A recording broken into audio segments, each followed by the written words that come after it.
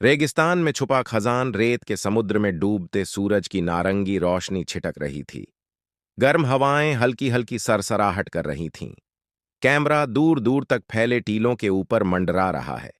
दूर एक ऊंटनी और उस पर बैठा एक युवक, अयान, एक पुरातत्वविद, साहसी और थोड्ढा रहस्यमयी।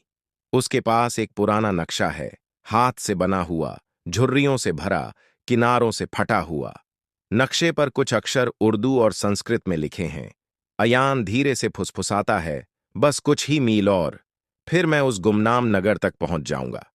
3 महीने पहले लेह की एक पुरानी लाइब्रेरी में उसे यह नक्शा मिला था।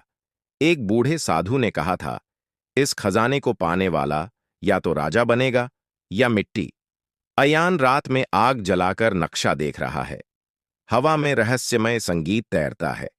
तभी एक रहस्यमयी महिला प्रकट होती है, नूर, एक स्थानीय बंजारा लड़की, रहस्यमयी आंखों वाली। वह कहती है, तुम जो खोज रहे हो वो यहां नहीं, वो वहां है जहां धरती सांस लेती है। अयान चौंकता है, तुम्हें कैसे पता? नूर मुस्कुराती है, क्योंकि मैं उस शहर की अंतिम रक्षक हूं। अयान और नूर रेत में चलते हैं, कभी ऊंट पर, कभी पैदल। हवाएं तेज हैं, टीलों के पीछे से धूल उड़ती है।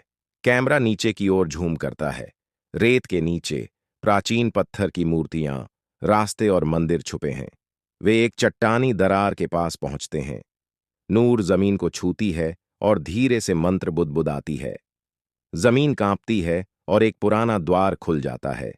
अंदर अंधेरा, बस उनकी टॉर्च की रोशनी।